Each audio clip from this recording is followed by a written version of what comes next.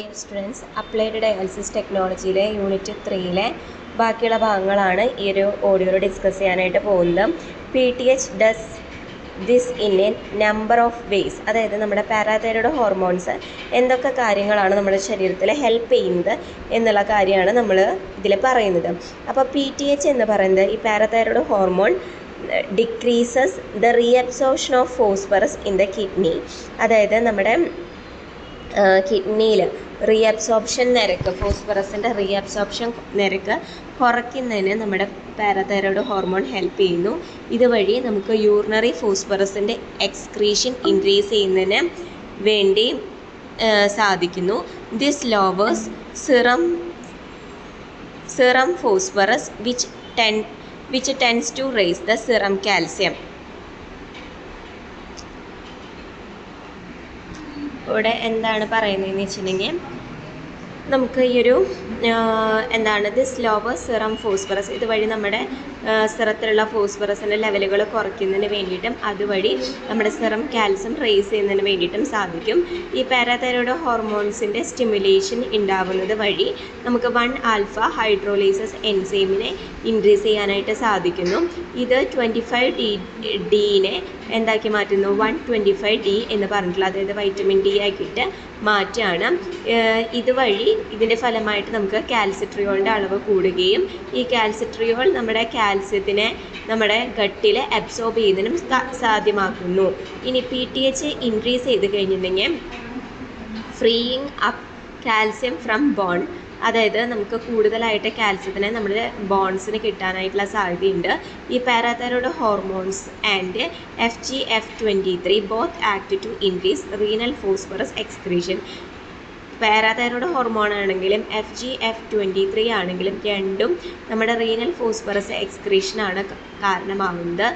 പിന്നെ അതുവഴി നമുക്കൊരു opposite effect the kidney enzyme that makes 125D.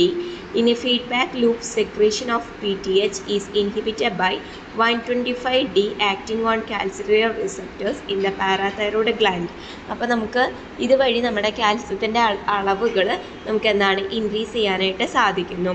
This feedback loop can be exploited physiologically and pharmacologically using calcitriol and various analogues of calcitriol to suppress PTH secretion. നമുക്കിപ്പം എന്തെങ്കിലും തരത്തിൽ physiologically അല്ലെങ്കിൽ നമുക്ക് pharmacologically ആയിട്ട് നമുക്ക് കാൽസിട്രിയോൾസൊക്കെ യൂസ് ചെയ്ത് കഴിഞ്ഞിട്ടുണ്ടെങ്കിൽ ആ കാൽസിട്രിയോൾ നമ്മുടെ PTHനെ സപ്രസ് ചെയ്യുകയാണ് ചെയ്യുന്നത്. കാരണം നമുക്ക് കാൽസിട്രിയോളിൻ്റെ അളവ് കൂടിക്കഴിഞ്ഞിട്ടുണ്ടെങ്കിൽ നമുക്ക് PTHൻ്റെ അളവ് നിൽക്കണമെന്നില്ല, നമുക്ക് അല്ലാതെ തന്നെ നമുക്ക് കാൽസിട്രിയോൾ വഴി അബ്സോർബ് ചെയ്യാനായിട്ട് സാധിക്കുന്നു. Finally PH secretion is stimulated by high serum phosphorus level.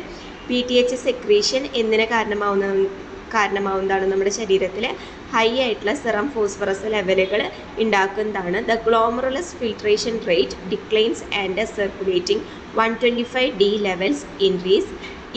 Intestinal calcium and phosphorus absorption R reduced. നമുക്കിപ്പോൾ ഗ്ലോമറുലസിൻ്റെ ഫിൽട്രേഷൻ റേറ്റുകൾ കുറയാണെന്നുവെച്ചിട്ടുണ്ടെങ്കിൽ നമ്മുടെ ശരീരത്തിലെ 125D ലെവലുകൾ ഡിക്രീസ് ചെയ്യുന്നു. അതുവഴി നമ്മുടെ കാൽസ്യത്തിൻ്റെയും ഫോസ്ഫറസിൻ്റെയൊക്കെ അളവുകൾ കുറയുന്നു. അപ്പം ഇതുവഴി നമ്മുടെ നമ്മുടെ മിനറൽ ബോൺസ് ഇല്ലെങ്കിൽ നമ്മുടെ മിനറൽ ഹോമിയോസ്റ്റാസിസിന് വ്യത്യാസങ്ങൾ വരുന്നു എന്നുള്ളതാണ് പറയുന്നത്. അപ്പോൾ നമുക്ക് the net effect of changes in FGF23 calcitriol. അപ്പോൾ നമുക്ക് നമ്മുടെ ശരീരത്തിലെ FGF23യുടെ അളവുകളും അതുപോലെ തന്നെ കാൽസിട്രിയോളിൻ്റെ അളവും നമുക്ക് നമ്മുടെ ശരീരത്തിലെ കാൽസ്യത്തിനും ഫോസ്ഫറസിനൊക്കെ ഉണ്ടാക്കി തരുന്നു എന്നാണ് പറയുന്നത്. നെക്സ്റ്റ് പറയുന്നത് അലുമിനിയം ടോക്സിറ്റി ആണ്. അലുമിനിയം ടോക്സിറ്റി എന്ന് പറയുന്നത് നമ്മുടെ ഡയാലിസിസ് ചെയ്യുന്ന, അതായത് പ്രത്യേകിച്ച് ഹീമോ ഡയാലിസിസ് ചെയ്യുന്ന പേഷ്യൻസിൽ വരുന്ന ഒരു പ്രോബ്ലമാണ്. നമുക്ക് ശരിക്കും പറഞ്ഞിട്ടുണ്ടെങ്കിൽ നമ്മുടെ ഡയാലിസിസിലൂടെ അലുമിനിയത്തിൻ്റെ എക്സ്ക്രീഷൻ ഇല്ലെങ്കിൽ അലുമിനിയത്തിൻ്റെ റിമൂവ് എന്ന് പറയുന്നത് അത്ര എഫക്റ്റീവായിട്ട് അങ്ങനെ നടക്കാറില്ല. പിന്നെ so it may build up over time. അതുകൊണ്ട് തന്നെ നമ്മുടെ അലുമിനിയം എന്ന് പറയുന്നത് നമുക്ക് എന്താണ് നമ്മുടെ ശരീരത്തിലുണ്ടെങ്കിൽ അത് അക്യുമുലേറ്റ് ചെയ്യുന്ന കാര്യങ്ങളൊക്കെയാണ് നമ്മുടെ ശരീരത്തിൽ ഉണ്ടാവുന്നത്.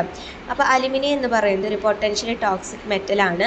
അലുമിനിയം പോയ്സണിങ് എന്ന് പറയുന്നത് നമുക്ക് പോയ്സണിങ് വഴി ഇല്ലെങ്കിൽ നമ്മുടെ ശരീരത്തിൽ അലുമിനിയം എക്സ്ക്രീറ്റ് ആവാതെ ഇരിക്കുന്നത് വഴി നമ്മുടെ ശരീരത്തിൽ ഉണ്ടാകുന്ന ഡിസോർഡേഴ്സാണ് അലുമിനിയം ഇൻഡ്യൂസ്ഡ് ബോൺ ഡിസീസ്, അതുപോലെ തന്നെ മൈക്രോസൈറ്റിക് അനീമിയ, ന്യൂറോളജിക്കൽ ഡിസ്ഫങ്ഷൻസ് ഒക്കെ നമുക്ക് ഉണ്ടാവുന്നു.